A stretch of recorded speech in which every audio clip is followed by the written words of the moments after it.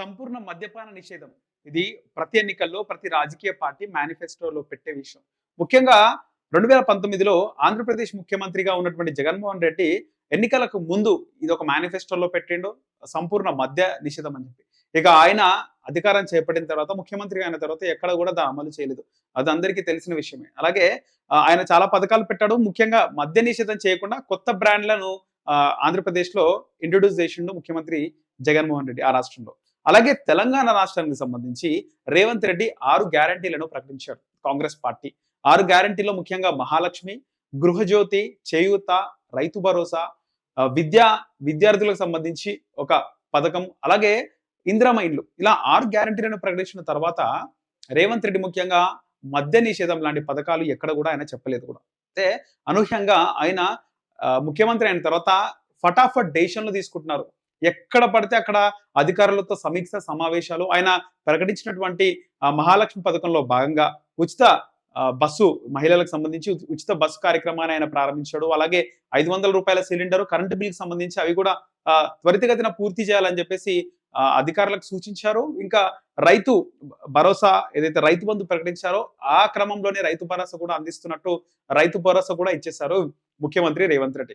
కానీ ఏదైతే మద్య నిషేధం, బెల్ట్ షాప్లకు సంబంధించి ఎక్కడ కూడా రేవంత్ రెడ్డి చెప్పలే. అలాంటిది ఆయన ముఖ్యమంత్రి అవ్వగానే ఈ దేశంలో భాగంగా డ్రగ్స్ కి సంబంధించి డ్రగ్స్ అనే మాట వినపడకూడదు అని చెప్పి అధికారులకు చాలా కీలక ఆదేశాలు ఇచ్చారు. అలాగే బెల్ట్ షాపులను పూర్తిగా ఎత్తివేయాలి. దాదాపు 1,00,000కు పైగా తెలంగాణలో బెల్ట్ షాపులు ఉంటాయి. ఎక్కడ కూడా బెల్ట్ షాప్ అనే మాట వినపడకూడదు.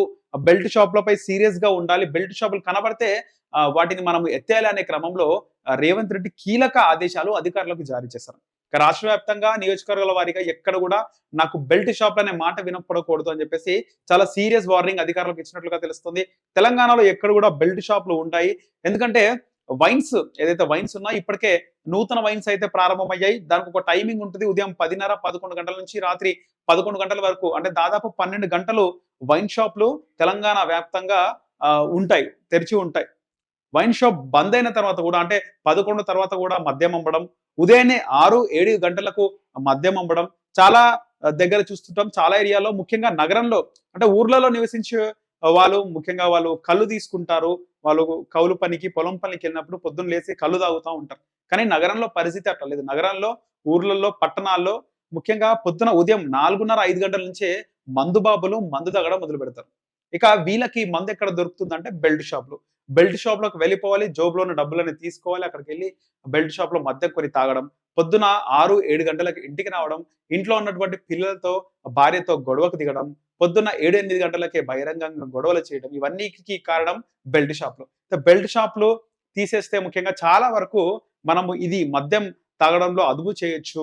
ఒక బెల్ట్ షాపులు పెట్టడం వల్ల ఈ ఆదాయం గవర్నమెంట్‌కి రాదు. ప్రభుత్వానికి ఇలాంటి ఆదాయం ఏం రాదు. వైన్స్‌లో ఉన్నటువంటి మద్యం విక్రయిస్తే ప్రభుత్వానికి ఆదాయం వస్తుంది. కానీ బెల్ట్ షాపులు అమ్మడం వల్ల ఒకవైపు ఇలాంటి మందు బాబులకు చాలా విచ్చలవిడిగా మందు దొరుకుతుంది. కుటుంబాలు నాశనం అవుతాయి. అలాగే గవర్నమెంట్‌కి కూడా వాళ్ళకి ఎలాంటి రెవెన్యూ రాదు. గవర్నమెంట్‌కి ఎలాంటి లాభం రాదు. కాబట్టి ఈ బెల్ట్ షాపులు ఎక్కడ కనబడొద్దని సీఎం రేవంత్ రెడ్డి ముఖ్యంగా సీరియస్ వార్నింగ్ అధికారులకు ఇచ్చినట్టుగా తెలుస్తోంది.